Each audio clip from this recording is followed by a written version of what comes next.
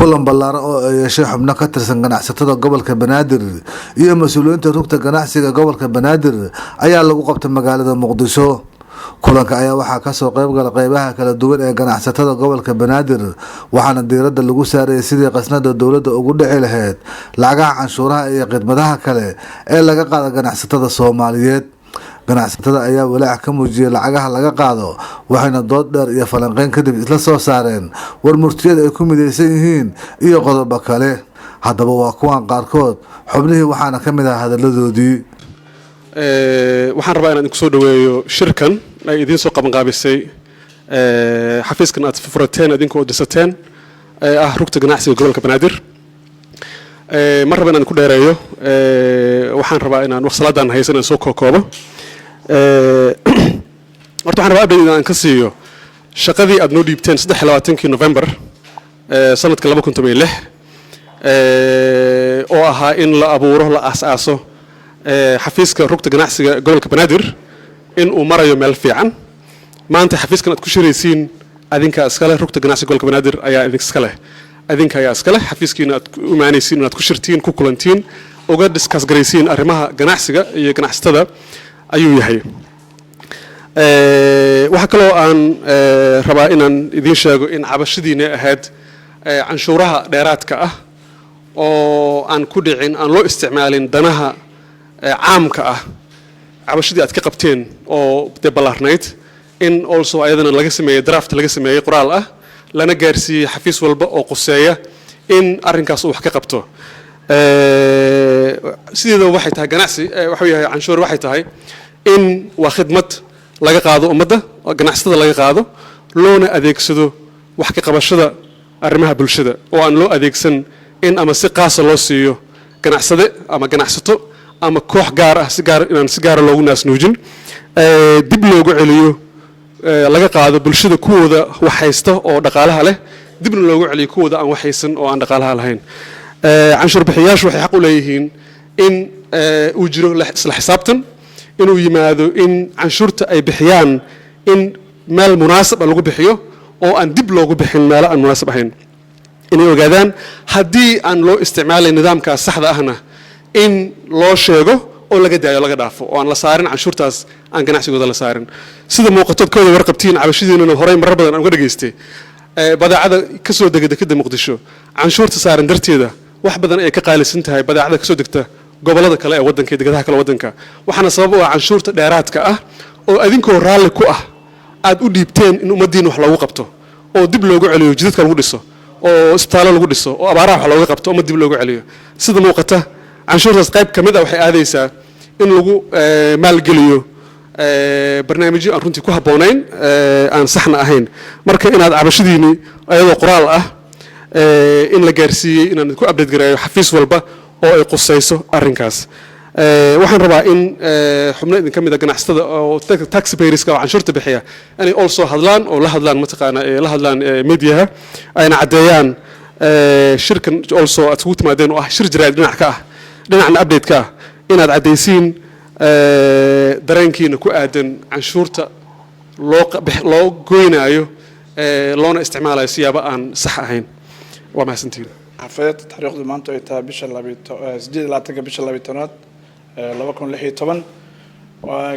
war-saxaafadeedkaasi oo arrimihiisa ugu weyn ay ka mid tahay waa muhiim in cid kasta oo danaha ganacsiga ku lug leh ogaato qoraalka aan u gudbinay dowladda federaalka Soomaaliyeed kana codsanay in lacag canshuur ahaan laga qaaday ganacsada aan la siin ganacsato kale. koobigeeda buuggaana wuxuu ku qorayaa waana akhrin kartaa waana kanaaba koobigiisa. waa midda labaad waxay tahay doorashada ganacsada gobolka magaalada Muqdisho oo taariikhdu ay tahay bishii 11aad 2016 lagu doortay gudoomiyaha iyo gudoomiye ku-xigeenka waxay ka shaqeey bilaabi doonaan xarunta cusub ee rugta ganacsiga gobolka Banaadir. waxaan soo jeedinaynaa in rugta ganacsiga Soomaaliyeed dib u habeyn lagu sameeyo inta ka horeysa in cid walba ogaato inaysan matalin ganacsatada kale ee magaalada Muqdisho. waana mahadsantihiin.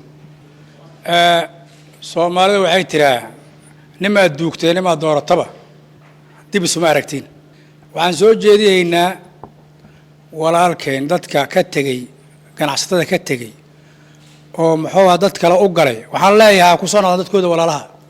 sababtoo ninku duugay nin aad duugtay horta soo naqama mugta qabrigiisa asaas u baabsan yahay nin aad muxuu aysa dooratana waxa iridu ka xiraa bari hadaad doorato iridu ka xiraa horta waxaan leenahay kuwaan dooranay waxaan leenahay iridda naga la xiran oo ganacsiga iridda laga xiran ninka wala dadka walaaleen oo maqan hadda oo sax ka maqan ganacsiga ka maqan waxaan leenahay dadkiina soo dhax gala ku in doorto way ninkii shala ku doortay xil waa ka qaadi karaa laakiin si sharaf oo walaalnimo ayay ma ku dhowrayaan waxaan leeyahay walaalihiin u imaada jeebkaaga walax ku jira meelaha ka raadinin u imaad walaalaha ee see wax u jiraan dheh laakiin haddii aad imaa weyso waxay naqanaysaa in lagaa tashtay naqanay sababtoo ninkii shala ku doortay waa kaa awood badan yahay waana muxuu isagoo kaa waxtar badan yahay waana wax kaa qabad badan yahay laakiin waxaan leenahay waa u dardaarmaynaa qof oo matalo oo ilaahay abuurtana ma jiro midowga ganacsiga gobolka Banaadir waa la dhisay waana jira waana taageersan anoo magaca gudoomiyaha ganacsiga degmada Kaaraan ku hadlaya midowgana ku hadlaya gudoomiyaha guddiga ganacsiga degmada Kaaraan ah waxaan sheegaa inaan taageersanahay xarunta cusub oo la sameeyay oo gobolka Banaadir ay samaysatay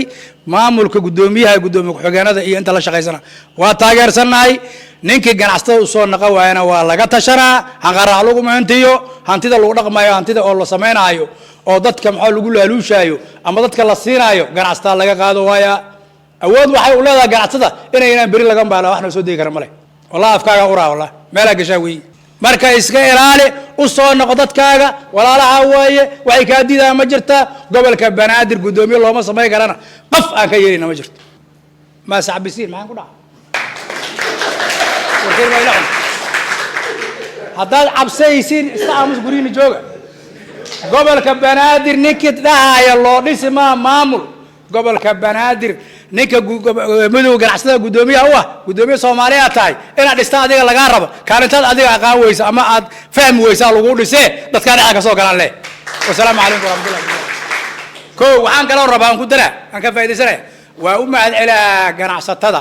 midowga ganacsiga gobolka Banaadir waa u mahad celaa ganacsatada gudoomiyaha ganacsiga gobolka Banaadir gudoomiye ku-xigeenkiisa iyo dhammaan sektarada suuqyada iyo ganacsatada dhammaan waan u mahad celinaa ka soo qaybgalka ay ka soo qaybgaleen runtii shirkan ay ajiibeen